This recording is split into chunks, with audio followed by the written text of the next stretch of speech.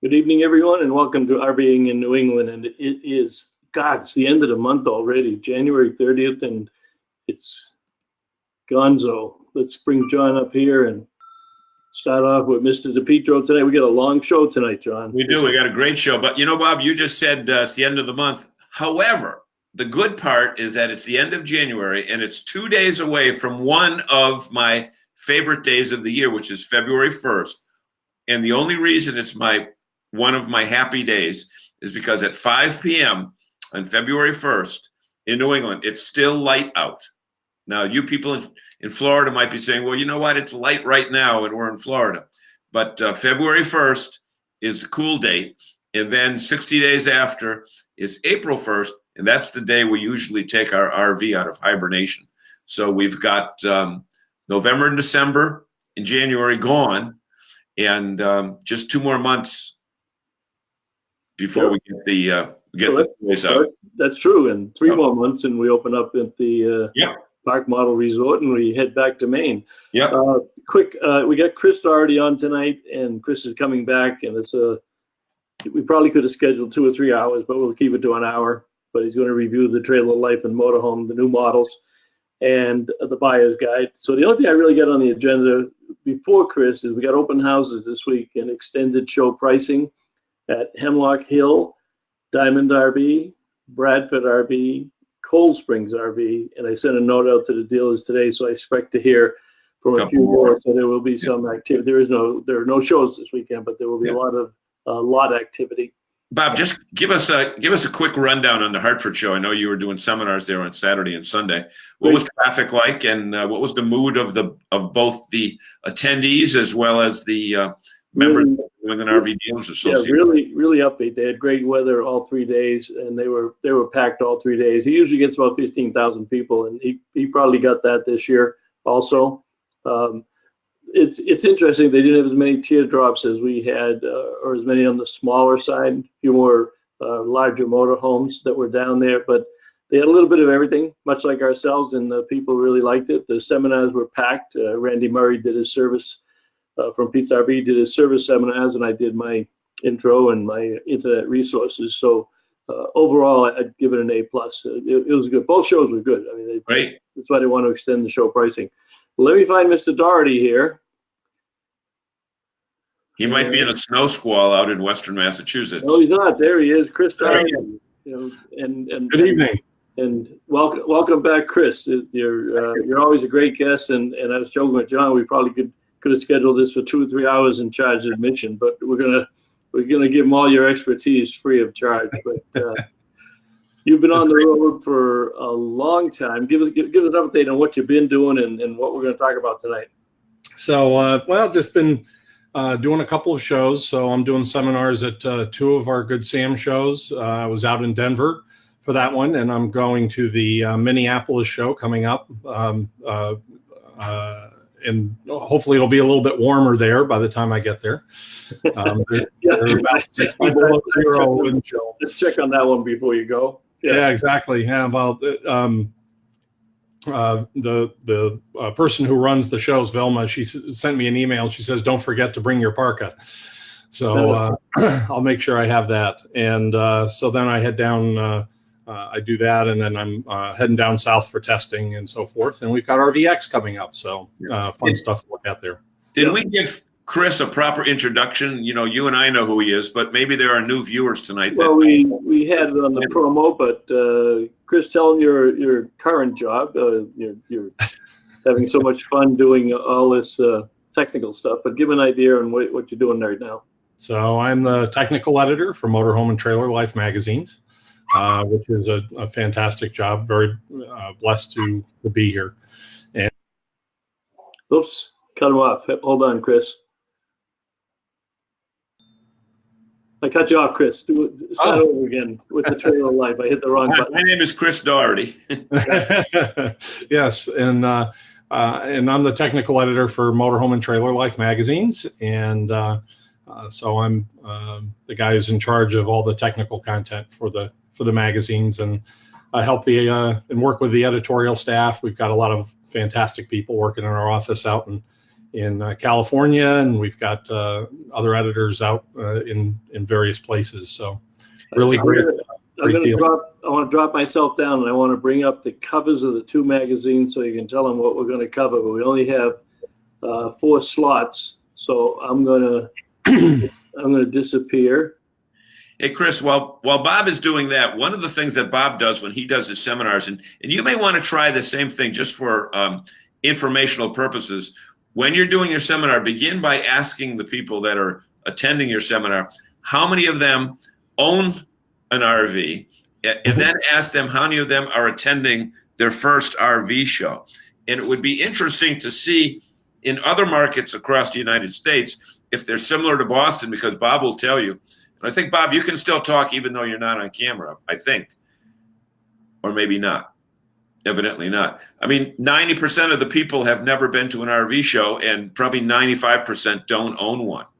So yeah, I find the same thing. I do ask those questions at the beginning of my seminars, and it's very interesting to see, relatively new RVers, but then you also, get people who have some experience and are looking to, up their game a little bit, or they're making a change. So, we find a mix, but I would say for the most part, they're new people that participate in the seminars. Yeah.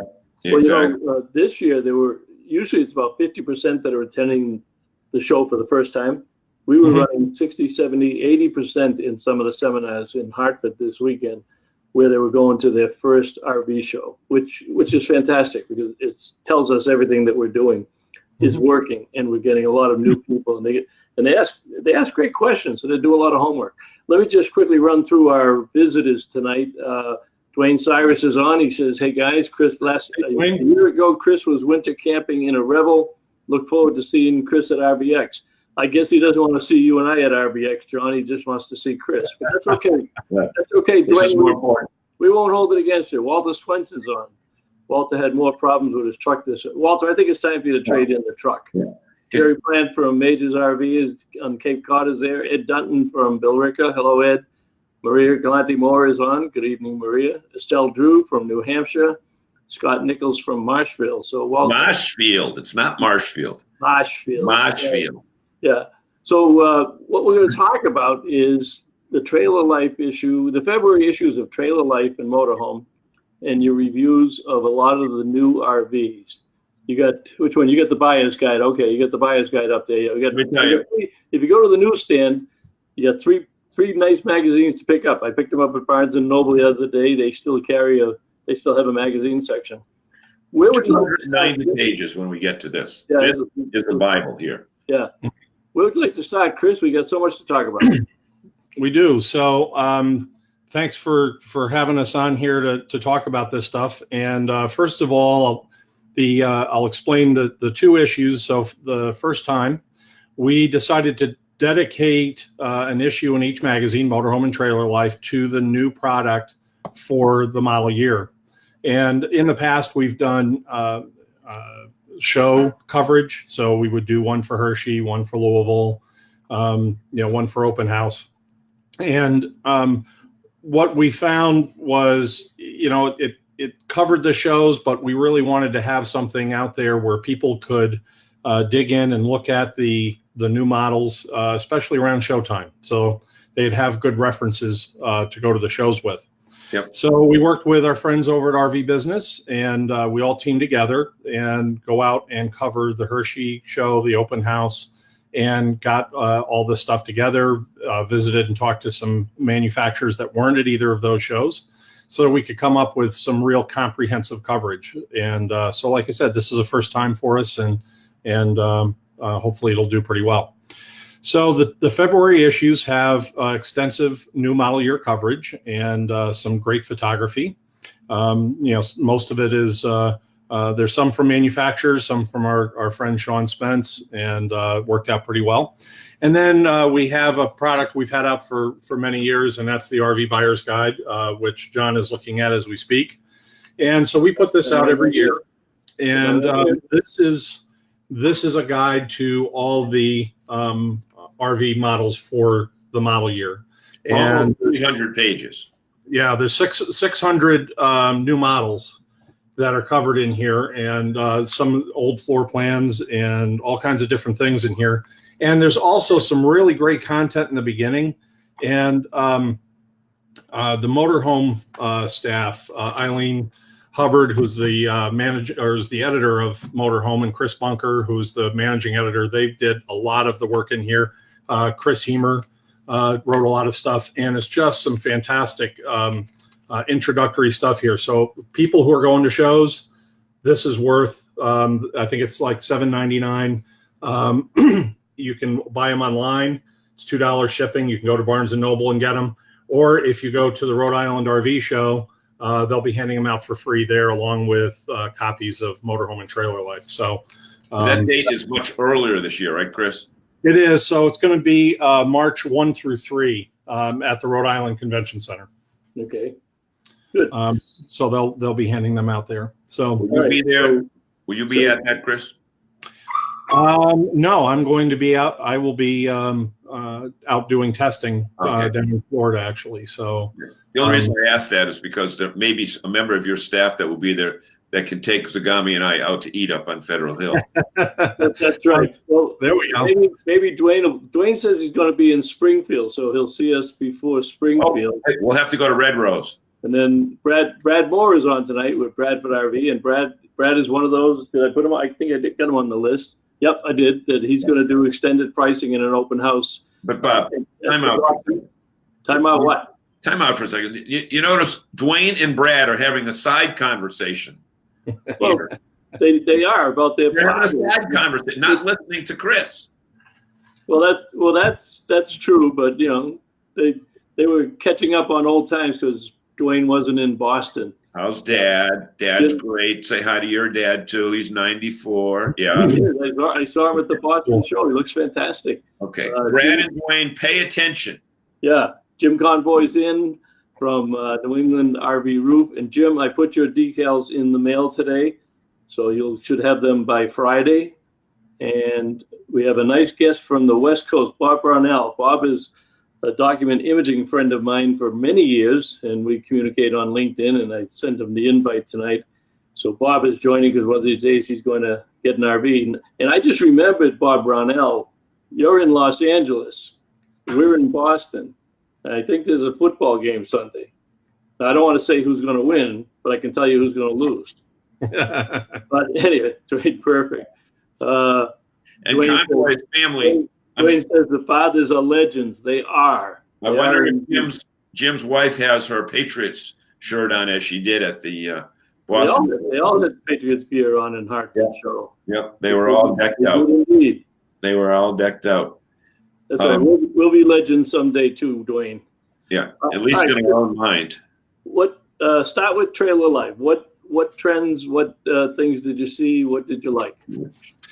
So there was a lot of interesting stuff this year that we took a look at. And from a trend standpoint, we're definitely seeing technology continuing to show up in a lot of different trailers and things like that. So a lot more units now are coming equipped with things like the Wi-Fi Ranger, the Furion Access, stuff like that works to improve Wi-Fi coverage when you're out on the road. Interesting point, when I was at Denver, I had several people come to my seminars who were looking to make the break and become digital nomads. And a few were millennials, and then there were some older folks too that were looking to get out and do that. So there's definitely an interest in that kind of technology while it's out there. So Chris, that was their question was about technology. Can they run a business? Can they not be tied to a stick and brick facility? It was more RV specific. So they wanted to know what kind of an RV they should be looking at. They had questions about units they saw on the show floor or that they had seen in their research, and wanted some kind of advice on picking floor plans or things like that. What kind of technology, again, how can I get Wi-Fi when I'm on the road? I think they were pretty technology savvy. So they knew, how to get online and were very good with the computer. I think they were more concerned about being someplace and not having a connection. Well, you know, interesting you say that, Chris, because, you know, I split my seminars up into two parts this year. One was the intro to RVs and the lifestyle, and then I did another one on internet resources, the websites that people really should be looking at, not the smartphone apps, but the real good, you know, the Gary Bunzes, the RV Travels, you know, the stuff that's out there that they should be familiar with, RV Education 101. And that one, I think, was even more, I mean, they were all standing room only, but that one, they sat up and paid attention on that one. And you would think that although we have all this technology and all this information out on the internet, they still are not finding it. We still have we can all do a better job educating these people. I'm just amazed. We just have to do more seminars. Yeah. Hey, Chris, one of the things that Bob and I noticed when we were walking through the displays in Boston is the number of units now that have USB charging ports, you know, next to the bed stand and in the kitchen. So you don't need the electric plug. You can go right into right into the charging that way. And absolutely. Those are very common. Yeah, those are pretty common, and it's funny that you say that because I'm doing some work on my unit, and I bought one of these guys, and this is you know, it's about the size of an electric outlet, but it's a 12-volt cigarette lighter plug plus a USB. You can get these on Amazon and other places. Right. Yep, it's two USBs, and it just plugs in. You know, you wire it into the 12-volt on the in the RV. You know, so you find a good spot to hook it up, and it gives you a good you know, the 12-volt plug here. If you've got one of those inflators for a portable mattress, or you've got a CPAP machine, something like that, you can plug it in here, and then of course charge your devices here. And they have all different versions of these, but you can get them with like 4 or 6, you know, USB ports on them and things like that. So in that case, Chris, you'd have to cut a hole in the wall. Yeah. Right. And then you'll get a faceplate that goes over this, just like a receptacle faceplate, just like you have in your house for a GFI outlet or whatnot, one of the square ones, and it just goes over that and fits right on it. So I'm replacing the stereo system in the RV, and so I'm doing some cabinetry work, and this will go right in, and then I can tie the power right in next to it.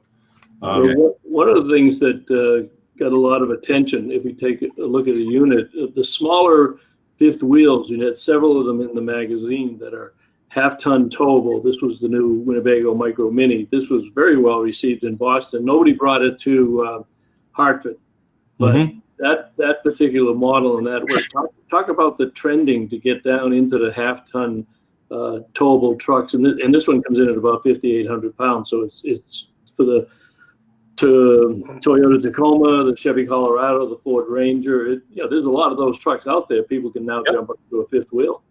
Well, that's the sub half-ton market. So your compact trucks, and that's where the Micro Mini fifth wheel really does well. Back in the day, if you remember, we had a number of fifth wheels that were in that weight range. Yep. So I remember when I used to sell Skyline's Nomad back in the day when I was at Interlake RV Park and Sales in Rhinebeck, New York. We sold some of those little fifth wheels, and they would go on the back of a half-ton truck or smaller, and it was almost like a truck camper on wheels, right? So you had to climb up into the cab over bed, and it had manual crank out slides and things like that, and they were nice little units, you know. And then we've gradually gone larger, but now there's a lot of people with these smaller trucks, and the towing capacity of these new trucks has gone up, so they're able to fit a trailer like this into it. What's neat about this is you can stand up in that trailer, right, just like you would in any other, and the front bedroom is just like any other, where they've shifted the living space down. You don't have the basement storage that you have in a big fifth wheel, but you do have you know, plenty of way to get around the bed, and it's really a neat design, and I think it'll be very popular with people. You know, we should talk about that. I'm sorry, John, go ahead. We should tell our viewers that if they have a specific question for Chris, to go right ahead and type it under the comment section. Right. We can do that. We'll do our And best. then getting up to the larger end, the Cameo name came back under the Crossroads banner, and that was a big one. And then you also, I thought that they did a really nice job on, where are we here? That was the Cardinal. Forest River Cardinal, yeah. Forest River Cardinal. That was a luxury unit. And you know, some of these, when you get into them, I'm not sure if people realize it, but if they haven't looked at it, of course you have to have a truck to do it. But the fact of the matter is the interior layouts on these units, oops, I did the wrong thing here, are just like you would have at home. Let me just,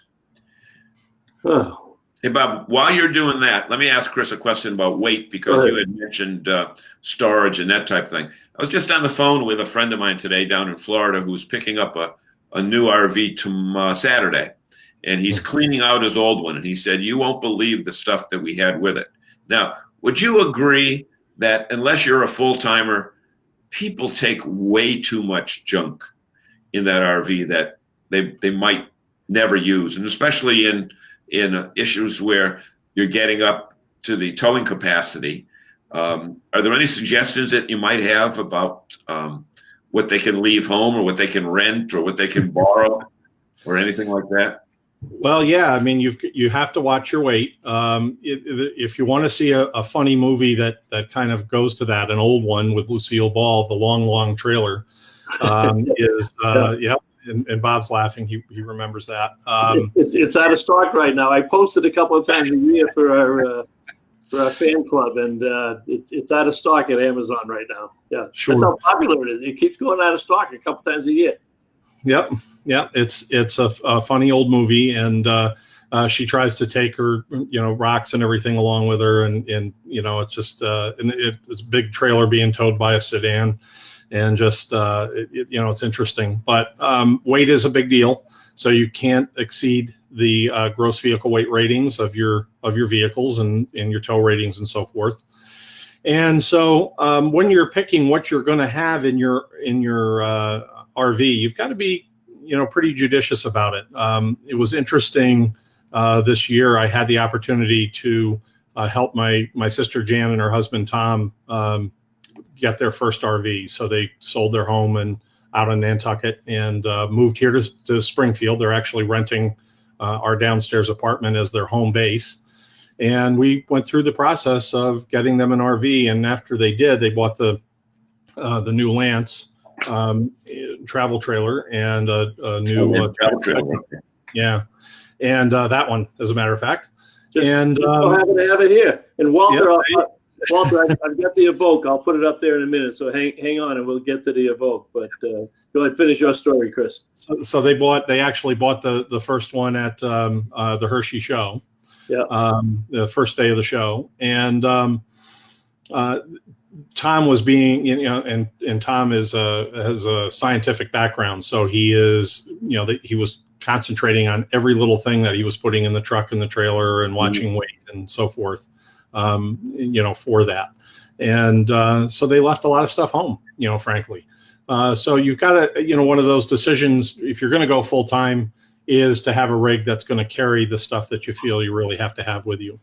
So that you're not overloading. Walter noticed the Evoque on the cover of the magazine, and it looks like a B-1 bomber. I'll show you the inside of it, but that got a lot of attention both at the Elkhart show and I assume at some of the other. We did not have it, and I'm going to ask Brad, because that's a travel light product, and I know Brad carries some of the travel light products. So Brad, if you're going to be carrying the Evoque, let us know. But let me show you the inside, and then tell us what you like about this one, Chris.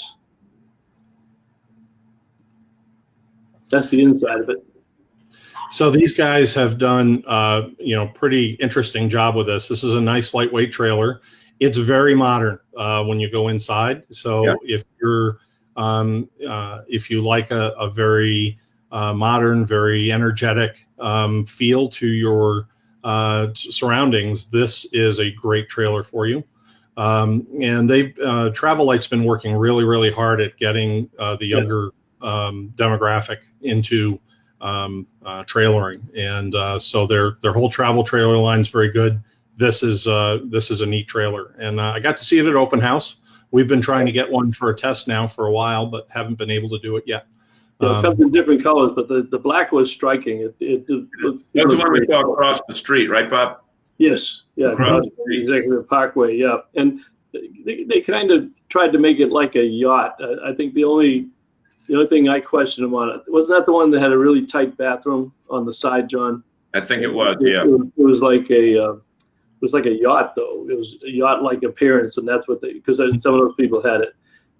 Brad says he has not made a commitment yet with Travel Light. Okay. But I think, Bob and Chris, I think that's the one that had that brushed look, that flat black. Flat black, yeah. Walter says that. He says, what is the strange appearance of the Evoque on the cover? And then he says the Evoque looks like it is a layered tin without the normal ribbing. Yeah, it's not aluminum. I don't think it's aluminum, is it, Chris? It is aluminum, yes. It is. Okay. Yep. Okay. But when you went inside, it was a totally different look because it was very white, and it didn't look like your traditional RV from the aspect of, the browns and the greens and the beiges. Right. It was white and gray. Had the like you see in the picture, the purple accent lighting. The window coverings were a very different modern residential sort of curtain. Was very different. It was cool. It was neat. One thing that got a lot of attention in Boston, and only one dealer brought it, but this little baby from Airstream, and they're referring to it as the Nest by Airstream. So it's out of character from their silver airplane type fuselage, but it got a lot of attention. It's small. I mean, it's really probably a two person, maybe with a couple of kids, and you can get some canopies. But the inside here again is very different from what you see in a lot of trailers. And it had a rear entrance. Rear entrance. Yep. Oops, wrong. And we're actually going to be testing the Nest. I'm going to be getting it down in Florida, and Ford has told me that I will be able to test that with the first pre-production 2020 Ford Explorer Hybrid, which will be able to tow over 5,000 pounds. Wow. So they'll be sending that down to us for that. So that should be a very interesting test coming up in Trailer Life later this year. You alluded to the MSRP on that Nest. It was about 46,000, close to 50,000. It's pretty close to where the base camp is. So you're going to be in one camp or the other. You had alluded to truck campers earlier. We actually had one in the Boston show this year. There were, I don't think there were any in the Hartford show, but the new camp, Cirrus, was a very popular one. That got a lot of attention at the show also. And of course, if you got a pickup, the reason you buy a truck camper is because you're going to tow something else behind it, whether you take your boat or your motorcycle or your ATV. But the interiors have really expanded nicely for the bathroom space, the kitchen, the dinette, the bedroom. You got everything in it, just a smaller package. Well, it's more than just to have it to tow something behind it, and actually sometimes you need a little bit more gear, to tow something with it. Truck campers are go anywhere RVs, and I have a soft spot for truck campers, and we got to test one on Cape Cod this year, the Northwood Wolf Creek, which was a blast. We put it on the back of the truck and went out on the beach on Cape Cod with it, and Sandy Hook. Sandy Neck, and so we had some fun with that, and they're great. They're compact for sure, but they're go anywhere RVs, and of course you can get them with up to 3 slide outs. If you have a big enough truck to put underneath it, you can take your pickup truck and basically turn it into a motorhome. Speaking about the Cape, Joe Moniz has just joined us from Rolling On TV. Hey, Joe. And he's talking to Dustin at Travel Light, and he says the new Evoque has a fiberglass composite sides instead of aluminum. Okay, so we stand corrected, Joe. I thought it was aluminum when I looked at it. Okay. And Brad, as far as the Evoque says, Brad says out of box thinking or ahead of its time. I don't think it's ahead of its time. I think its time has come. We've had the same looking stuff for for 30 years. They just changed the colors and the fabric. And I think the industry has realized that the younger generations, they want something different. The older folks have kind of settled in and they don't make as many requests for something different. But I would say the time has come for a lot of this stuff. Yeah. And that truck camper that we had in Boston had red accents. You see black here, but it had red accents and really looked totally different. And Bob, I noticed that, because we had NERVDA shirts on, a lot of people would come up to us, Chris, and ask us, where a certain model is. I had several women come up to me and ask about truck campers this year, which I had never experienced before. Yeah. Well, that's it. So we talked about that being a go anywhere type of RV. They're also largely 4-season campers, so that you can buy a truck camper and have it equipped to be able to handle some pretty rough climates. So they're very flexible that way. You can have generators, solar power, all kinds of things. The technology that you're looking for, can all be worked into a truck camper. So, and if the ice is thick enough, you drive it right on the ice and go ice fishing, right? You wouldn't catch me dead doing I wouldn't do it. I don't walk on the ice. I'm not driving an RV on the ice. Remember a couple of years ago, we were out at open house, and they had some truck campers that went right to the ground. That was the fish house. The fish house, forest. It had the ice house, yeah. It's like a manhole cover that you could fish. Okay, Chris, we're not wrong. Joe says that they were aluminum, but for some reason they decided to go with fiberglass. And they're heading over there to do a story on them for rolling on TV in a few weeks. Great. Yeah. Let's switch gears a little bit. Do I still have 4 up on the top here? Yeah, let's switch this down because you had another magazine there called Motorhome Magazine. And I'll go back to our friends at Winnebago again. They brought back the Adventure, and that was very well received. It's top of the line gas model for Winnebago, and I thought it was very well received in terms of the customers seeing that brand name back. It's always been a very popular brand. Yep, absolutely. And that color, we're seeing a lot of. Oh, go ahead, John. Oh, the color scheme I thought was pretty interesting. I think we saw very similar to that.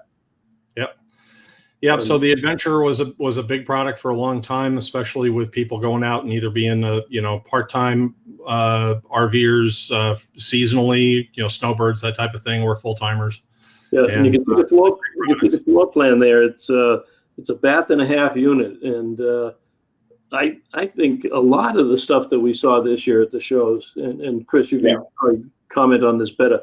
I almost think we're seeing more with bath and a half than a bath. And we get some with 2 full baths, but bath and a halves are really catching on.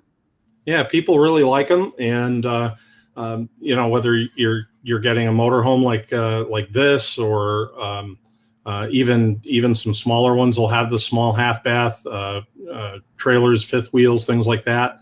You're seeing it in a number of places.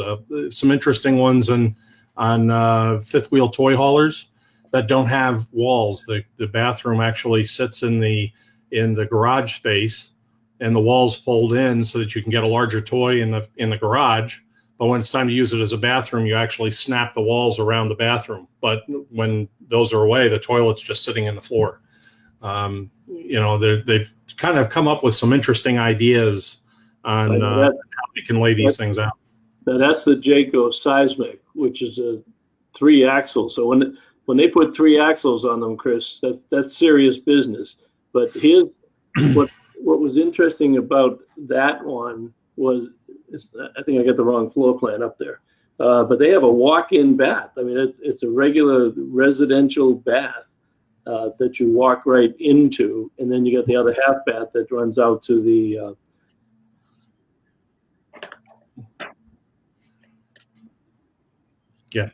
Yep. And the nice thing about toy haulers is that space in the back isn't just for toys.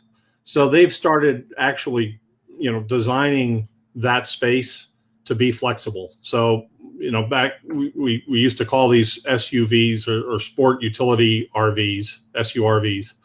And so that that rear space can be, certainly a bedroom, but it can be an office. It can be a hobby room if you're one of these folks that goes on the road doing shows, the Big E, things like that, where these state fairs where you have your booths and things like that. Very, very usable that way. And now, of course, we have the decks on the back, so the back gate becomes additional living space. And now MoRide just came out with an inflatable room, which you can add to that deck to make it enclosed.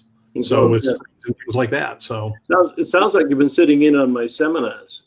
That's the exact. No, you were sitting in on mine. No. That's the exact pitch I give when we're in Toy Hall. Ask Jerry what he means by getting away from the paper bag buses. What does he mean by that comment that he made a few months ago? They're getting away from the paper bag buses. You know what he means by that? Well, maybe the Class A's that look like boxes. I'm not sure. Well, help us out. Structurally, they're the same. They're just the paint job makes them look differently. Yeah. From that aspect. Oh, the tan, he's probably talking about the tan colors. So right. A lot of them now, tans and browns are all over the industry. And so that was one thing that we started to see this year for sure is, a divergence from those norms. So, we're seeing a lot of the grays and things that are popular today, off-whites, things like that. In laminates and so on, and full paint options, of course, are always very nice. Lots of blue now too. I noticed this year. There's a nice Tiffin Allegro bus that. Nice starter motorhome. Nice, yeah. Something. every driveway should have one, right? Right. Well, I got to play with one of these this year when we did our testing out in Elkhart in August. So. A whole bunch of us converge in Elkhart for 2 weeks in August to test RVs. And so Tiffin sent us up a brand new Allegro bus. And that was a fun test. Great running coach and just a lot of fun. Yeah. We'll bring it back to one now. John, you can talk about this one. This was the one you did a segment on rolling on TV, the Vita from Winnebago. The new entry-level Class C. Yeah. I believe. Yep, on the Mercedes. Yeah, it's on a Mercedes, and I'm very surprised because usually on the entry level they were dealing with the Ford chassis, but they decided to upgrade with the diesel on the Sprinter, and again, lots of light in this one. Enjoyed it. I think we haven't showed the Bs much, but. Interestingly, you're reading my mind. Hang on 2 seconds. They're selling bees faster than they can make them. They are, and we had more of them in Boston and Hartford than ever. Yep. And the crowds that those bees attracted. Yep. They were like swarming around like bees. But let me say one thing, and Dwayne, if Dwayne's still here, he's there. Yep. He'll tell us that for is it Revel or Revel? Revel. When that came out last year, when I saw that at the Winnebago display in Elkhart, I said, this is going to be a one-year wonder, and nobody's ever going to buy that. And let me tell you, I couldn't have been more incorrect. And Dwayne, tell us how long the backup is on those, because when I was at Elkhart in July, they had a line of Sprinter chassis there with the Class Bs, not the cutaways, but the Class Bs. Yeah, I don't know the picture of the Revel. That's because that's the 4x4 model, and I know Flag stocks them, but as soon as they get them in, they wind up selling them. This one happens to be a Pleasureway, and with the loft bed, and it's similar to the old Volkswagen camper vans. But we got in my intro to RVs seminar, everybody wanted to talk about Class Bs. Even people that were retiring and they wanted to travel, but they didn't want anything big. They just wanted to go be able to tour the country. And if they wanted to stay in a hotel some night, they just pulled into the hotel parking lot. And I thought we had a lot of those types of people this year, which I hadn't seen before. But this is such a drivable size. And they are on 3 power plants between the Mercedes and the Dodge and the Ford. And Chris, you're the technical editor. What do you tell people when they ask you about the three chassis? Because this is such a popular segment. So, I've driven all three and worked with all three, and they're in a little bit of a transition right now. The Mercedes chassis is very popular. The Sprinter has been around for a long time. So, and it's a pretty decent drive, in my opinion. They put from Class B motorhomes like this. Well, this particular one's on the Fiat Ram ProMaster. van, the Ram ProMaster, right? Yeah. But the Sprinter, they have several different models of the Sprinter, and they work out very well. They also incorporate a lot of neat technology from Mercedes in them. So you're getting some really good safety technology along with it, which is nice. Along on the Sprinter lines, and I understand that there are some supply issues with the cutaway Sprinters, but I happened to, just Sunday, 3-4 days ago, happened to drive one of the 2019 Sprinters. Mm-hmm. And the interior is totally different, all electronic, but the ride on that, and I think it was a 2500, it wasn't the 3500, but it was a 2500. It was like driving a station wagon. It was like driving a car. And I was absolutely amazed with the performance of that and the pickup and just the overall, how quiet it is. And when you accelerate it, like on my Sprinter now, it's on a 2007 chassis. So 12 years do make a difference. Totally different ride. And I think you're going to see when that is available for the RV market. The other thing I want to say on these Class Bs, and Dwayne can bear me out on this one, is the Trovato that Winnebago has. Bob, I don't know if you have a Trovato there, but no. We were at the Winnebago factory back in July. The fastest growing segment of units out there were the Trovatos. And interestingly, the demographic of the Trovato was the complete opposite of the Class A diesel pushers. In fact, they could have been the kids or the grandkids of people that had the big Class A's.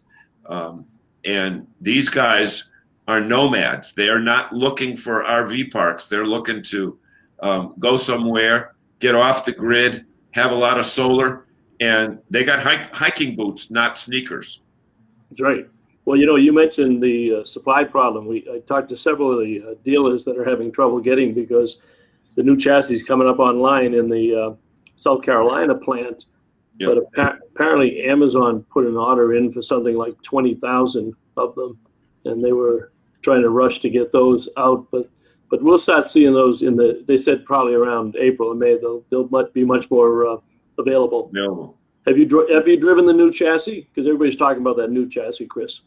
No, I haven't yet. Okay. Looking forward to it. Yep.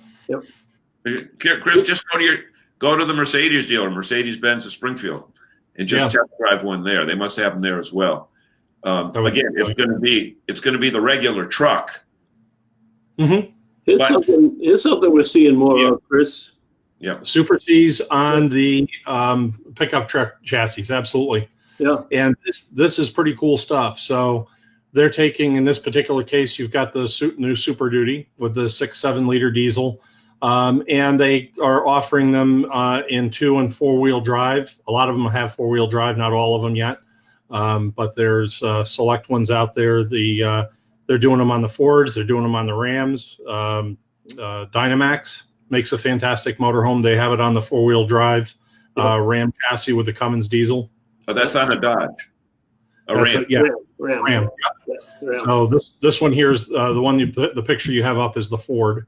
And that's I can't tell what it is from here, but other than it's the Ford. But there were a number of them. 550 or the 650. What model motorhome is that? Which on my screen it's hard to read it, but at any rate, there were that's the Ford. I want to say magnitude or. Okay, so with the Thor, they weren't doing 4-wheel drive yet as of open house, so they were going to be doing some testing on it and so forth. We were told, so that should be coming down the road. Yeah, that was the, I want to say, that, yeah, it was the Magnitude. Magnitude. Yep. Yeah, and you're right, the 6.7 liter. It's on the 550 chassis. I want to say hello to Mr. Polk. I know said he was late getting here because he was probably driving around in his Dodge Power Wagon short bed. Yeah, showing it off, right. That would be cool to put a small Lance camper or a small truck camper onto that. Yeah. But anyway, Bob, what else you got up there, buddy? Good evening, Mr. Polk. I wanted to show the inside of that Super C because from a buying decision, Chris, it puts it in between a traditional Class C and a Class A, but there are people that just don't want to drive a Class A, right? So this gives them a little beefier and more towing capacity, but that's the inside. Every bit as good as a Class A and luxurious. But who's the buyer for the Super C, Chris? So your diesel pusher buyer, your Class A motorhome buyer who wants, again, there's a couple of things that are of primary benefit to a Super C. Mm-hmm. One is, chassis repairability is certainly one that's up there for people. They can go into a lot of truck places and they'll be able to work on it because it's a common truck, especially when you get the larger ones like the Dynamax Force, that are on the Freightliner chassis. Regular truck repair people can do it. Some people just like to be able to get in and out of the cab. So it's a matter of just having those side doors and having that kind of feel to the truck. Well, possibly two more entry points as well. So yeah, two more entry points. And then you'll have your coach door on the side, usually. And then on the larger ones, the ability to tow and carry a lot more weight. When you get into the heavier duty side of the medium duty chassis, or you get into the heavy duty trucks, show hauler builds their motorhomes on sometimes new, sometimes retired and rejuvenated full tractors. And those are those think they're have a day off. They're just you put a big huge motorhome on it, it doesn't even know it's there. And you can tow boats and big garage trailers and everything, car haulers, whatever, on the back of it. So yeah, some of those got to tow 20,000 pounds, right? Oh yeah. Yeah. Or more. Yep. All right. Let's stay on the big one for a minute here. We had a lot of attention. You pointed this one out in your Motorhome magazine. We had it in the Boston show, the Berkshire XLT diesel pusher. And go ahead. Yeah, so a few years ago, a couple of years ago, I talked to those guys at Forest River, and they had done a complete redesign of the coach, and we're working on really bringing it up to par, and they have done really an excellent job. Yep. And Bob Livingston tested one this summer in Elkhart and was very impressed with it. He liked it a lot, and we got to spend some quality time with them. So nice rigs. They've done a great job. Yeah, Frank Roberts has them over at Longview RV. Does really well with them. Yep. One of their top dealers on their diesel pushers. Yeah. And they have, and I mean, they have all the stuff that you're looking for. So they have the solid surface counters and tile and solid wood cabinetry, tile floors, things like that. Everything you're looking for in a higher end diesel, you're going to definitely get one of these. Yep. Nice fit finish, handled well. It's on the Freightliner chassis. It was nice. Talk a little bit about the buyer's guide and how that can help consumers, because we've thrown a lot of stuff at them.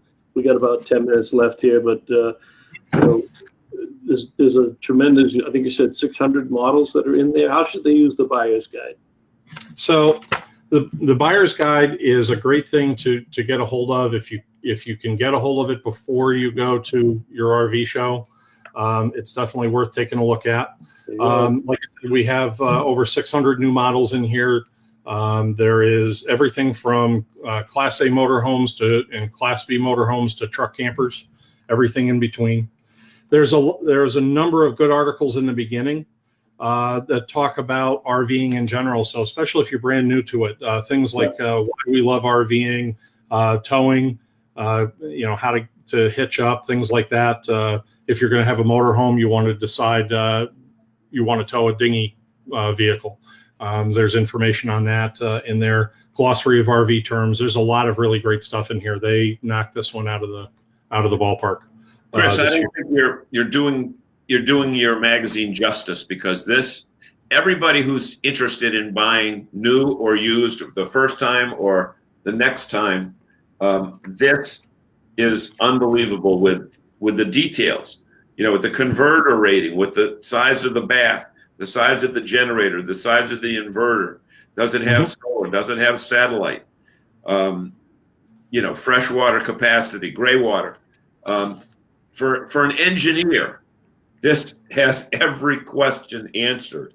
And I'm just looking at it and saying, everybody you should take this to a show with you. And because you know what? You go to a show on a busy day, you find the unit that you like, you look it up in here, and it will tell you all the specifics of whether or not, it has this feature or that feature that you're looking for. Yep, absolutely. We put out some great resources. This is one.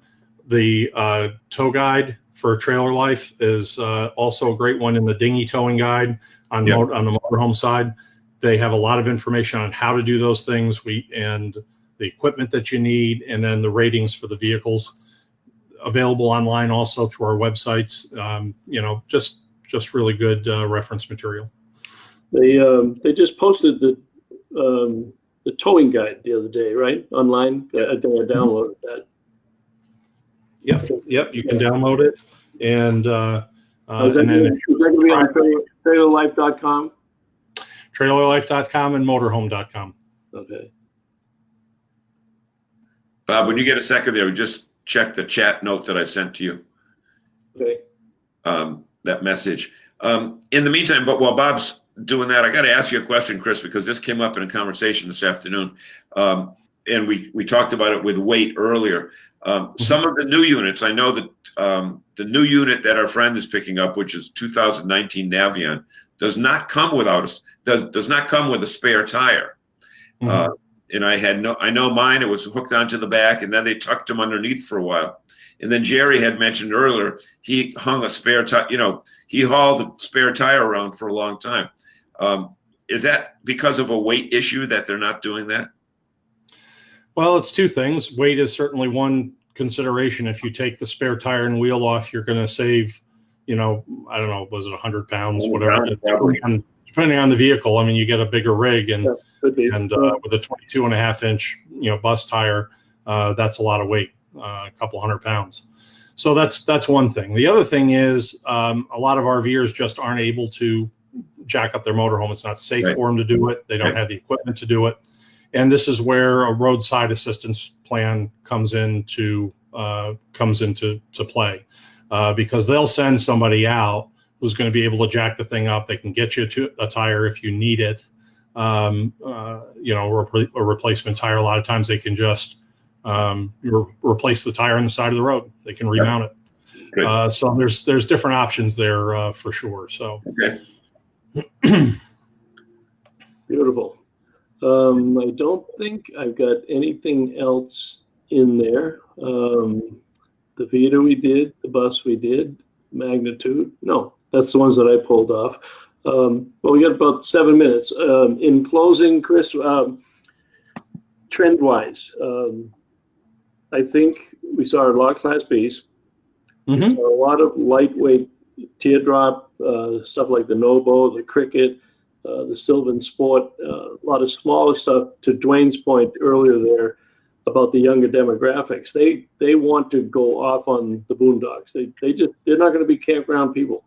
They just and they want to have the kayak. A lot of them were set up for the kayaks, the tent on the top of the units and high up off the ground. That was big. We noticed a lot of lighter interiors. We saw that on several of the units that we showed here tonight. Larger windows. What other trends were you picking up on? So we talked about the technology for sure. We talked about the USB charging, things like that. When I tested the Revel, it was very interesting. That coach was designed around modern technology, right? So you had these RAM racks throughout the unit that you could put a tablet on and plug it in. So your entertainment as well as your connectivity, actually became part of the rig, which was very interesting. So we're seeing things like that. You mentioned the interiors. Jayco has their new farmhouse interior, which was country farmhouse interior. Yeah, I think it's very called popular. Yeah. the Eagle, which was very, very nice. We got to meet the designer of that in August. Well, it's funny you say that because Forest Marine has that up on their lot, and when they first brought it in, they looked at it and they kind of all looked at each other and said, "Nah, I don't think so. It's not going to do this." And they sold it 3 days later, and they had a couple more in. But it's a very light and airy, and I think a real household type interior. Yep, and you look at and other coaches. Dwayne can certainly answer this, but Winnebago came out with the Horizon last year. We tested it in Motorhome magazine. That is a very modern. Millennial, if you will, design, very light interior, and that I think has been pretty popular, and it's a very nice rig. Beautiful coat. Yeah. Hey, Chris, one of the things that you got all the stats in here, but there's a certain thing that a lot of people are not aware of. I don't know if it's in here or not, but would you describe what CCC means? Because it's such an important term, but a lot of newbies have no clue what it means. So that's your cargo carrying capacity, okay? Which is the difference between the gross vehicle weight, the maximum amount your RV is allowed to weigh, and what it weighs empty. As built at the factory, and then any additions that you put on it. If you add an air conditioner, if you add other equipment to it, that can reduce your CCC. When we do tests in Motorhome and Trailer Life, we actually put a wet cargo carrying capacity in there, a wet weight. When we put them on the scales and weigh them, we weigh them full of water. Not the holding tanks, not the black and the gray, but the water heater. If it's not propane too, right, Chris? Yeah, well, propane fuels are included. Okay, yeah. So fuel is included in that number, but water is not. Water is considered cargo. So any water capacity that the RV has takes away from your cargo carrying capacity. Right. And so if you have a sizable freshwater tank, that can be a lot of weight. Do the calculation, 8.3 pounds per gallon times however many gallons for the freshwater tank, plus, if you have a 10-gallon water heater, for instance. Okay. On my internet resources, I show the products from RV Safety, and I show the number of weight categories that they have that consumers that should be familiar with, and never mind the four most the gross vehicle weighting and the axle weight rating and the cargo carrying capacity. But there is so much about that, and the audience is just look at it like, I never heard about that, and you have to explain where to find it in the rig, usually in the kitchen cabinet or behind the door. But to Wayne's point, even on the Sprinter, he says weight is now a huge concern on Sprinter Cs. I think it's a huge component of every RV. I think it's one of the most important things a dealer can instruct the people on if they're going to have safe and enjoyable RVing. Absolutely, and Dwayne says do your homework before you buy. That's very important. Not just if you're buying a motorized unit, but also if you're buying towable. Your tow vehicle has ratings. It has a cargo carrying capacity of its own. It also has a tow rating that you can't exceed. So you got to make sure that your tow vehicle and your trailer are well matched. Otherwise, you're going to have trouble down the road.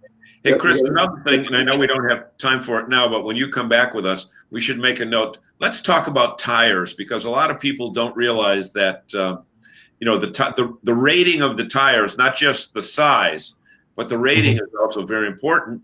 And a lot of people try to skimp on that and really put their family at risk. We haven't done a show on tires. I'm sure we could fill a whole hour between trailer tires and motorhome tires and the care and reading the codes and what have you. Yeah, and Well, the care is very important. And Yep. well, the fact that a tire is useful, its useful life is long gone before its tread wear is gone, based on the amount that people will drive a year. And in the RV world, yeah, absolutely. So we don't drive our RVs every day. So it could be very possible that you would have a lot of tread life left on your tire, but its useful life, and as far as the actual casing and whatnot is expired. Good resource for that. Go to GoodyearRVTires.com, and they have a complete tire guide, which they recently updated on there. And it talks all about tire safety, and they are taking a new look at tire age. So they're no longer putting a fixed number of years on the age of a tire. Instead, they're saying it needs to be professionally inspected. So you can, if you take really good care of your tires, they may last longer than what we used to. We used to say 5 to 7 years, and you were needing to change your tires. And Goodyear saying not necessarily so anymore. So something to take a look at. Or is that too soon? I'm sorry? It's 5 to 7 years is too long, or not necessarily too long? Now it's not necessarily too long. So they're saying if your tires are inspected and they're in good condition, you don't have cracking, you don't have any signs of abnormal tread wear or tread separation, things like that, that the tires can continue in service. Yeah. Well, that's great. All right, we're at an hour, and I know a lot of our people, we kind of stretch them. But Chris, I want to thank you very much for coming back on again. I know you're heading out on another road trip, so we were very lucky to be able to catch you in between the two of them. So travel safely. You'll be down the road. Any closing comments, John?